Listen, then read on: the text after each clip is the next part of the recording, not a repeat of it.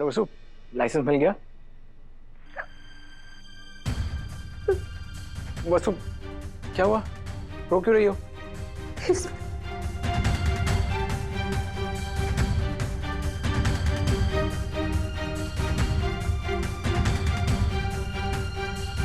वसु, please रोना बंद करो। मैं अभी के अभी वापस आ रहा हूँ। देखता हूँ कौन है फूड इंस्पेक्टर और कैसे नहीं देगा तुम्हें लाइसेंस। नहीं देव सर, आप देवी हुकुम का काम छोड़कर घर वापस ना आवेंगे। मैं यहाँ हूँ, यहाँ मैं सब संभालूंगी, आप वहाँ का काम संभालिए।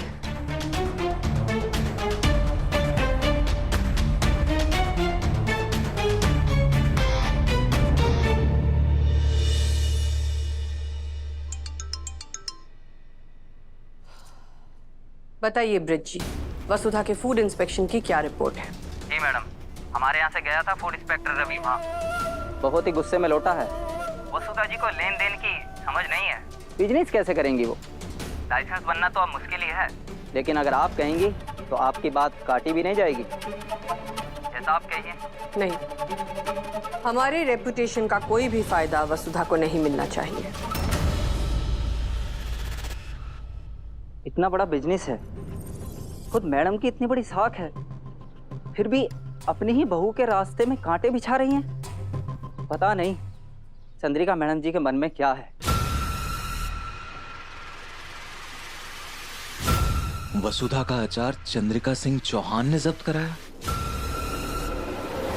खबर नहीं, ये तो अलादीन का चिराग हाथ लगाया मैं। अब इसका इस्तेमाल करके वसुधा सिंह चौहान को हराऊंगा, मजा आएगा।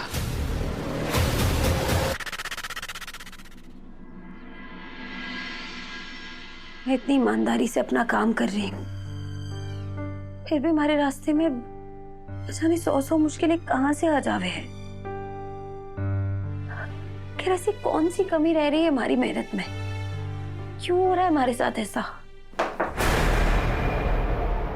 सिर्फ ईमानदारी से काम नहीं चलता, थोड़ा शातिर, थोड़ा स्मार्ट, थोड़ा सेल्फिश भी बनना पड़ता है। आप क्यों आए यहाँ? जिन पैरों से अंदर आए हैं उन्हीं पैरों से वापस लौट जाइए। इतनी नफरत क्यों करती हो मुझसे? इतनी नफरत? मैं चाहूँ तो 2 मिनट में तुम्हारी सारी प्रॉब्लम सॉल्व कर सकता हूँ। तुम्हारे बस एक हाँ कहने की देर है। आपकी मदद ना चाहिए हमारे को, और ये बात मैं आपसे 1000 बार बोल चुकी हूँ।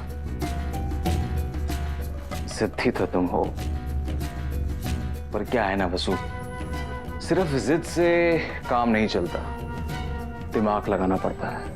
कभी कभी बड़े फायदे के लिए छोटा नुकसान उठाना पड़ता है। बिना घूस दिए किसी का लाइसेंस नहीं बनता। 2-4 हज़ार रुपए दे देती, तुम्हारा भी लाइसेंस बन जाता। अगर नहीं है तो मुझसे ले लो, बाद में लौटा देना। बस चुप हो जाइए, अभी के अभी जाइए यहाँ से, वरना ठीक ना होगा समर जी। वसु, इतनी खुददारी, इतनी ईमानदारी, इतनी मासूमियत कहाँ से लाती हो? अभी तो तुम्हें ये जानना है कि कौन है जो तुम्हारे रास्ते में रोड़े अटका रहा है। वो कौन है जो तुम्हारा बिजनेस शुरू होने से पहले ही खत्म कर देना चाहता है।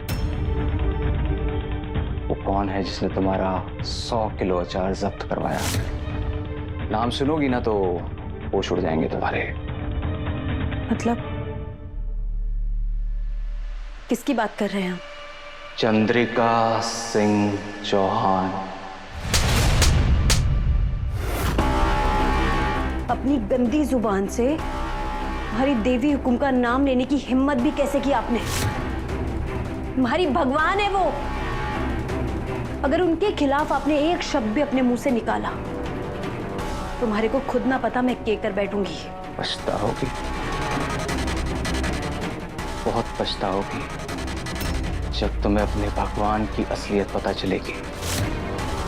तुम्हारी भगवान चंद्रिका सिंह चौहान तुम्हें कभी बिजनेस नहीं करने देंगी, और अगर गलती से भी कोई बिजनेस कर भी लिया तो वादा करता हूं वसु, मैं तुम्हें बर्बाद कर दूंगा।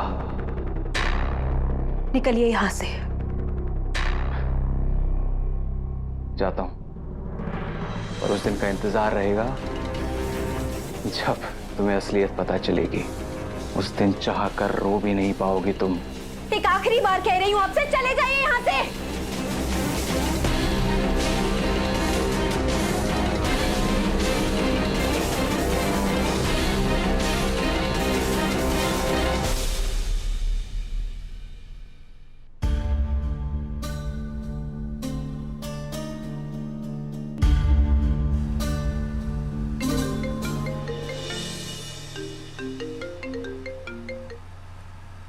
हाँ वसु, सब ठीक है ना? देव सर, अभी अभी आपके दोस्त हमारे घर आए थे। हमारे को घूस देने के लिए राजी कर रहे थे, अपने पैसे से हमारी मदद करना चाह रहे थे। और सबसे बुरी बात, वो कह रहे थे कि हमारे साथ जो कुछ भी बुरा हो रहा है उसके पीछे देवी हुकुम है। हमारे से तो ये बर्दाश्त ना हुआ देव सर, मैंने उन्हें जोर का थप्पड़ लगा दिया। अब वो जाते जाते हमारे को धमकी देकर गए, कभी भी हमारे को हमारा बिजनेस खड़ा ना करने देवेंगे। वसु तुम शांत हो जाओ प्लीज, और समर की बकवास पर ध्यान देने की कोई जरूरत नहीं है। मैं भी अपनी पहचान के फूड इंस्पेक्टर से बात करूंगा, तुम्हें लाइसेंस मिलकर रहेगा। देव सर, हम किसी ने घूस ना देवेंगे। हमारे को अपना लाइसेंस बिना घूस दिए बनवाना है। देवी हुकुम की तरह ईमानदारी के साथ अपना काम शुरू करना है, और इसके लिए मैंने कुछ सोचा है। क्या?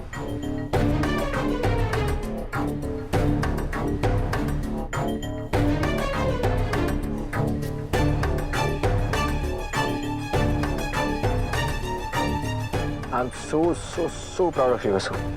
ये बस तुम ही कर सकती हो। आज मैं भी वहाँ होता ये सब लाइव देखने के लिए। तो कोई बात नहीं, मैं जहाँ भी रहूँ तुम्हारे साथ हूँ। Okay bye.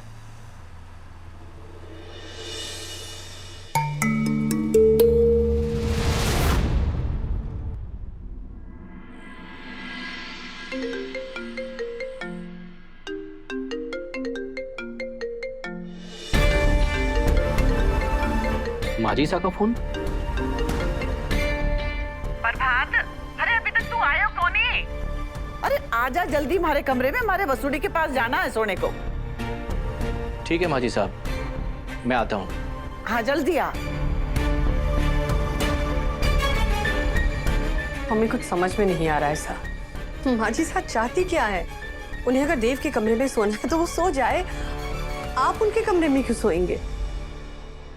क्योंकि माजीसा ऐसा चाहती है चंदा।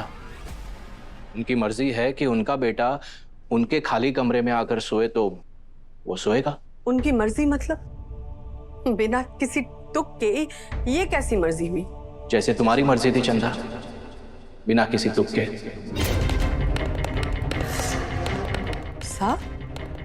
चंदा, देव जब एक नाजुक मोड़ पर आकर अपनी पत्नी को मदद करने जा रहा था, ऐसे समय में उसे बिना किसी तुक के दिल्ली भेज देने का क्या मतलब था? तुम्हारी मर्जी थी इसलिए वो गया, अब मेरी मां की मर्जी है इसलिए मुझे भी जाना होगा।